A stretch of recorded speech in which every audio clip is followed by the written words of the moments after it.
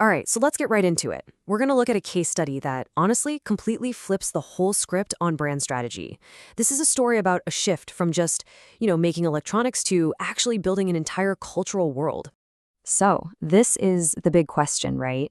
For any tech brand out there, this is pretty much the nightmare scenario. I mean, what do you do when the difference between your camera and the next one is literally invisible to the human eye? When everyone's got a great screen and a battery that lasts all day? What's your move? Well, you end up stuck in a game with no winners. This old battleground, fighting over who has a slightly faster processor or a few more megapixels, it just becomes a race to the bottom. And this is exactly the trap LG found itself in back in 2018. The new battleground, that required a totally different kind of thinking.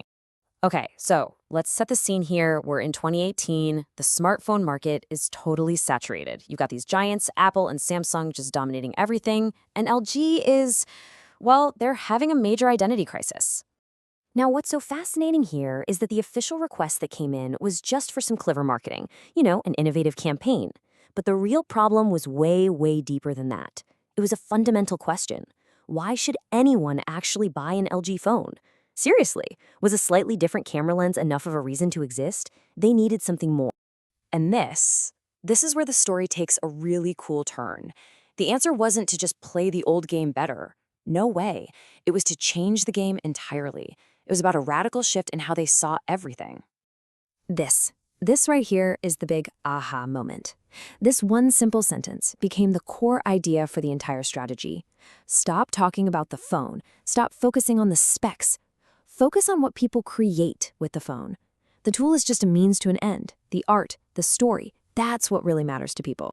So this new way of thinking got a name, the hypermedia lens. And all it really meant was they started ignoring the phone as just a piece of hardware and instead focused on what people were actually doing with it. And guess what? They weren't just making calls. They were filming, creating, directing the stories of their own lives. Now, while digging into the brand's history, the team found this little piece of, you might call it, invisible data. Something that seemed totally random, but it turned out to be the key that unlocked the whole idea. LG's original name was Gold Star. And boom, that just perfectly captures the new core concept. The user isn't just some passive consumer you sell things to. The user is the star. The phone's only job is to put them in the spotlight. This reframes the entire relationship between the brand and its customer. It changes everything. So let's get into the blueprint and see how this thing was actually supposed to work. Because this wasn't just some clever slogan for an ad campaign. It was a proposal for a complete system, a whole cultural ecosystem. So here are the 3 pillars. First, instead of buying a bunch of TV ads, LG would build its own curated streaming platform. Think of it like a Netflix, but for incredible films shot on a phone. Second, no more boring photo contests. Instead, they'd issue these deep, story-driven challenges, like film the most beautiful love story. And third, to top it all off, they'd create a real-world festival, the LG Oscars, to give these creators legitimate recognition as true artists. And the crucial point is this. The whole reason you'd buy the phone completely changed. You weren't buying it because of its fancy screen technology anymore. You were buying a ticket, a real chance to break into the film industry. The phone became a key to this whole new world of creative opportunity. Okay, now this is the part where the strategy goes from just being creative to being absolutely genius. How do you take the marketing budget, which is always a massive expense, and turn it into something that actually makes money?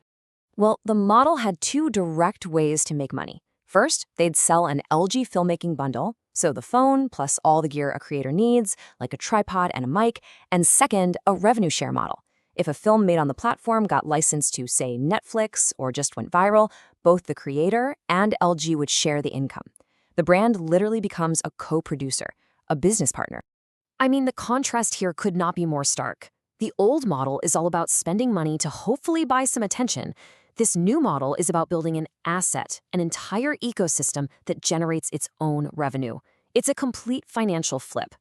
So you might be wondering, okay, that was 2018. Why does any of this matter today? Well, in our current creator economy, which is just flooded with AI content, the lessons from this are more relevant than they have ever been. Let's just distill this whole thing down to 3 simple key rules for any brand that's trying to stand out right now. First, just stop making content about your products. Seriously, nobody cares as much as you do. Second, your real job isn't to be the star, it's to build the stage, the platform, the community where your customers can shine. And third, with all the infinite AI-generated noise out there, the brands that are going to win are the ones that curate and validate real human quality. They become the trusted authority.